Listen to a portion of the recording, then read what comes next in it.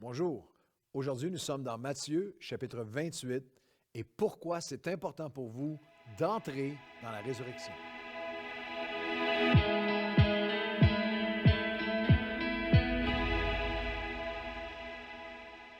Bon matin à tous et bienvenue à votre café matinal. Wow! Nous sommes à la fin du premier évangile ensemble, l'évangile de Matthieu. 28 chapitres après aujourd'hui sont là en ligne, 28 cafés matinaux pour 28 chapitres. Alors, je vous encourage à les partager avec le plus de gens possible. Merci pour tous vos courriels depuis le début de ce projet qui est quand même assez exigeant, mais je suis tellement encouragé par tous les courriels que je reçois. Alors, on vous souhaite la bienvenue si vous nous suivez sur la chaîne YouTube de l'Église Nouvelle Vie. Nous arrivons au chapitre 28 de l'Évangile de Matthieu, la fin du premier livre du Nouveau Testament. Nous étudions le plus grand événement de l'histoire du monde, unique, sans précédent, jamais répété, la résurrection de Jésus. Il est victorieux, il a tout accompli, il a accompli ce qu'il avait si clairement annoncé. Les derniers versets du chapitre 27, en effet, nous lisons que le lendemain, après la crucifixion, lorsque son corps était mis au sépulcre, le lendemain qui était le jour après la préparation, les principaux sacrificateurs et les pharisiens allèrent ensemble auprès de Pilate et lui dirent, « Nous nous souvenons que cet imposteur a dit, quand il vivait encore, après 3 jours, je ressusciterai. » Ordonne donc que le sépulcre soit gardé au 3e jour, afin que ses disciples ne viennent pas dérober le corps et dire au peuple, il est ressuscité des morts. Cette dernière imposture serait pire que la première. Pilate leur dit, vous avez une garde, alors allez gardez-vous comme vous l'entendez. Ils s'en allèrent et s'assurèrent du sépulcre au moyen de la garde après avoir scellé la pierre. Et les 4 évangiles nous donnent un portrait complet de cette garde blindée Delta, des soldats d'élite et le sceau et toutes les mesures de sécurité qui avaient été prises pour s'assurer qu'il n'y aurait pas, que les disciples ne pourraient pas venir voler le corps. Il est mort pour les péchés du monde et il est ressuscité le 3e jour. Il a écrasé la tête du serpent à la croix, par la mort et la résurrection, la tête de l'ennemi lui-même, ce qui était en fait l'accomplissement qui remontait aussi loin que le livre de la Genèse. En effet, lorsque l'homme a chuté et que sa chute s'est rebellée contre Dieu, l'a séparé de Dieu, tout de suite, Dieu répond avec la première promesse messianique. Dans Genèse 3,15, il dit à l'ennemi, il dit au serpent, il y aura une guerre, un conflit, inimitié. Il y aura une guerre, un conflit entre toi, le serpent, et la femme, entre ta postérité et la sienne. Tu lui mordras le talon, mais celui qui sera né de la femme t'écrasera la tête. Lorsque vous regardez à la croix, vous voyez Christ crucifié, il faut que vous voyez aussi la tête du serpent qui est écrasée, la victoire totale qui est accomplie par Christ. Matthieu nous révèle, on est dans le chapitre 28, que l'ange n'a pas roulé la pierre pour permettre à Jésus de sortir. Il a roulé la pierre pour nous permettre d'entrer dans la résurrection, que ce soit un mode de vie, d'entrer à chaque jour dans cette résurrection. Matthieu 28 au verset 5, l'ange prit la parole et dit aux femmes, « Pour vous ne craignez pas, car je sais que vous cherchez Jésus qui a été crucifié, mais il est plus que Christ crucifié. Il n'est plus ici, il est ressuscité, comme il l'avait dit. Venez, entrez, voyez, entrez dans le lieu où il était couché. » Alors là, c'est une question importante. Est-ce que vous avez déjà prié en ce sens? Avez-vous déjà pensé à cette notion de dire, à chaque jour, je dois apprendre à entrer dans la résurrection? Est-ce que vous savez pourquoi entrer dans la résurrection est si important? Matthieu 28 nous donne quelques raisons. Parce que la résurrection, nous entrons à chaque jour. Seigneur, je veux marcher dans ta résurrection aujourd'hui. Parce que la résurrection renverse nos peurs et nos angoisses. Lorsqu'on regarde l'Évangile de Matthieu, le 28e chapitre, après le sabbat, les versets 1 à 5, le premier jour de la semaine, c'est le dimanche, Marie, Magdala et l'autre Marie allèrent voir le sépulcre. Et voici un tremblement de terre. Un ange du Seigneur descendit du ciel, roulait la pierre et s'assit dessus. Son aspect était comme l'éclair, son vêtement était blanc comme la neige. Les gardes tremblèrent de peur et devinrent comme morts. On les comprend. Mais l'ange prit la parole et dit aux femmes, « Pour vous, ne craignez pas, il n'est plus ici. Vous cherchez le crucifié, il n'est plus ici, il est ressuscité. Entrez dans la résurrection. L'ange a dit, n'aie pas peur. Un peu plus loin, encore une fois, il le dira, une seconde fois, il leur dira, soyez sans crainte, soyez sans crainte. C'est dans ce même chapitre, il y a 2 des 365, n'aie pas peur, ne craignez pas de la Bible. Il est ressuscité.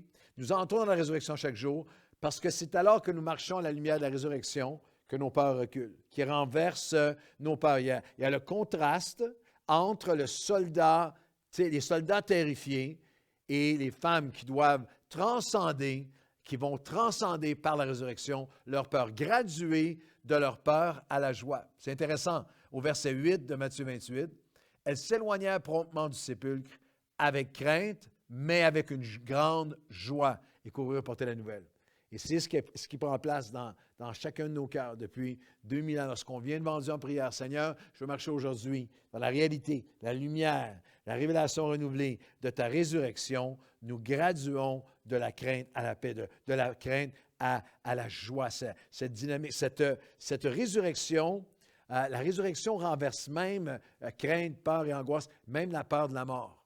C'est quelque chose qui est magnifique pour moi comme pasteur d'avoir côtoyé tellement de gens, littéralement, les accompagner dans leur dernier souffle et de voir à quel point le Christ ressuscité qui habite dans les cœurs calme, apaise complètement. Romains chapitre 6, l'apôtre Paul adresse cette réalité en disant, nous avons versets 4, 5, 8 et 9. Romains 6, 4, 5, 8 et 9. Nous avons donc été ensevelis avec lui par le baptême en sa mort, afin que comme Christ est ressuscité des morts par la gloire du Père, de même nous aussi, nous marchons en nouveauté de vie. En effet, si nous sommes devenus une même plante, à la même sève de la résurrection qui coule en nous, avec lui par la conformité à sa mort, nous le serons aussi par la conformité à sa résurrection. Et si nous sommes morts avec Christ, nous croyons que nous vivrons aussi avec lui, sachant que Christ ressuscité des morts ne meurt plus. La mort n'a plus aucun pouvoir sur lui. La mort n'a plus aucun pouvoir sur nous. Aujourd'hui même, alors que j'enregistre ce café matinal, il y a une dame de l'Église qui est extraordinaire, une femme magnifique, une grand-maman avec des dizaines, littéralement, d'enfants et de petits-enfants et d'arrière-petits-enfants qui s'est en allé être avec le Seigneur. Et dans les derniers jours, mon époux Chantal était avec elle juste quelques heures, la veille de son départ dans les bras de Dieu. Elle était habitée, elle était portée par une paix extraordinaire. C'est ce que la résurrection produit dans nos cœurs. Il a banni la pire de toutes les craintes, la crainte qui confronte chaque être humain. Je me souviens d'avoir été quelques heures à peine avant qu'elle nous quitte pour aller être avec le Seigneur auprès d'une femme de Dieu. Et alors que j'étais avec elle, je connaissais sa vie. J'étais avec elle comme un petit garçon à côté d'elle. Et je connaissais sa vie, toutes les épreuves qu'elle avait vécues et tout. Et elle était comme rendue entre ciel et terre, tout près de Dieu dans ses derniers souffles. Et elle répétait sans cesse, « It was all joy ». C'était seulement, tout a été comme une joie, tout a été une joie. Ils étaient avec crainte, mais aussi avec une joie. Pourquoi entrer dans la résurrection à chaque jour? Parce que la résurrection renverse nos peurs et nos angoisses. Et aussi, parce que la deuxième pensée qui est trouvée dans Matthieu 28, parce que la résurrection nous rappelle qu'il nous précède, qu'il marche toujours avant nous. Dans le même chapitre au verset 7, allez promptement dire, entrez dans la résurrection, et allez dire à ses disciples qu'il est ressuscité des morts, verset 7, et voici, il vous précède en Galilée. C'est là que vous le verrez. Voici, je vous l'ai dit. Et Jésus reprend la même pensée au verset 10. Lui aussi dit alors, il leur dit, n'ayez pas peur, calme les pires peurs et angoisses, mais allez, le Christ ressuscité dit, allez dire à mes frères de se rendre en Galilée, c'est là qu'ils me verront. La résurrection, entrer dans la résurrection à chaque jour est essentiel parce que la résurrection nous rappelle qu'il nous précède et marche devant nous. Du début à la fin du livre de l'Apocalypse, dès le premier chapitre jusqu'à la fin du livre des temps de la fin, Jésus dira, je suis l'alpha, Apocalypse 1, 8 et 22, 13. Je suis l'alpha, l'oméga, le commencement, la fin, celui qui était, qui était et qui vient, le Tout-Puissant, l'alpha et l'oméga, le premier et le dernier, le commencement, la fin.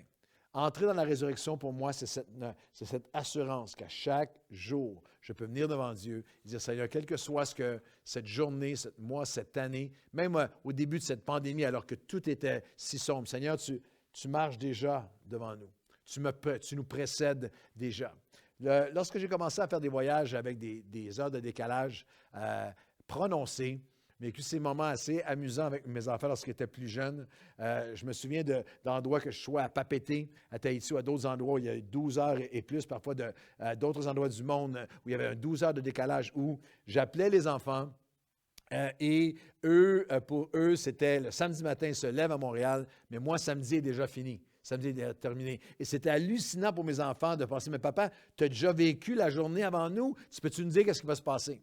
Alors, j'aimerais vous dire que Jésus a vécu chaque journée avant nous. Il est alpha, il est oméga, il marche, il nous précède. La résurrection est une clé d'apaisement parce que, premièrement, parce que la résurrection renverse nos peurs et nos angoisses, parce que la résurrection nous rappelle qu'il nous précède, qu'il marche devant nous. Laissez-moi vous donner une dernière pensée, parce que la résurrection résiste aux pires attaques. Rien ni personne ne peut arrêter le Christ ressuscité. Dans Matthieu 28, nous avons au verset 11, pendant qu'ils étaient en chemin, des hommes de la garde annoncèrent aux principaux sacrificateurs tout ce qui est arrivé.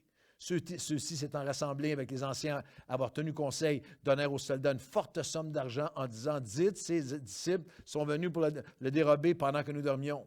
Et si le gouverneur l'apprend, nous l'apaiserons, on vous tirera d'affaire. » Les soldats prirent l'argent, qui suivirent les instructions, se sont mis à répandre les mensonges. Et ce bruit s'est répandu parmi les Juifs jusqu'à ce jour. Matthieu écrit son évangile plusieurs décennies après les faits. Et il y avait les trois empires qui mentaient contre eux, les trois empires qui cherchaient à les faire disparaître. Les disciples, dans Matthieu 28, entendent Jésus leur dire, « Allez faire de toutes les nations des disciples. Je suis avec vous jusqu'à la fin des temps. » Mais j'aime l'authenticité des Écritures. Matthieu 28, 17 nous dit que lorsqu'ils le virent, ils se prosternèrent devant lui, mais quelques-uns eurent des doutes. Encore une fois, on les comprend. Ils ont un empire religieux, les pharisiens qui étaient voués à les détruire. L'empire grec philosophique voué à les faire disparaître. L'empire romain, empire social, empire militaire, voué à les persécuter jusqu'à la mort, à faire disparaître toute trace de la résurrection. Mais Jésus leur dit, comme il dit à toi et moi aujourd'hui, Jésus s'étant approché d'eux, leur parlant. J'aime que même s'ils étaient prosternés en louange, il y avait des doutes dans leur cœur, ça c'est toi et moi. Je me suis retrouvé souvent prosterné à louer alors que je combats des doutes dans mon propre cœur.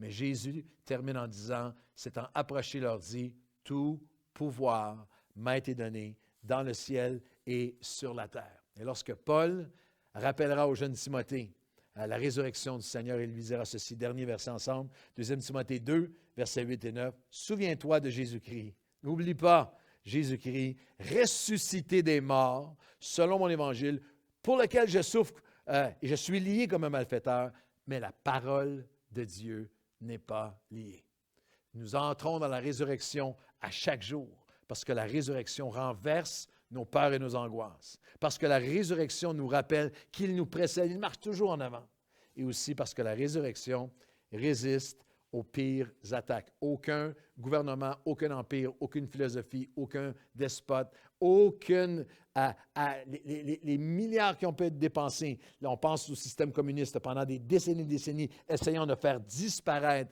l'Évangile du dernier chapitre de Matthieu, où les mensonges sont répandus, jusqu'à aujourd'hui. Rien ni personne ne peut arrêter la résurrection. La parole de Dieu n'est pas liée. Seigneur, aujourd'hui, arrête-nous un moment pour qu'à chaque jour, d'une manière nouvelle et particulière, nous puissions entrer dans la résurrection. Qu'on entende ta voix dire « N'aie pas peur ». Qu'en chemin, alors que nous marchons dans la résurrection, Seigneur, il y a nos craintes humaines bien légitimes, bien normales, mais que nous puissions graduer à la joie, graduer à la paix, sachant que tu nous précèdes. Tu marches toujours, tu es alpha, tu es oméga. Le ressuscité nous précède. Et le ressuscité nous rappelle que sa parole n'est pas liée, que la résurrection résiste à toutes les attaques. Au nom de Jésus, amen et amen. Bonne journée à tous.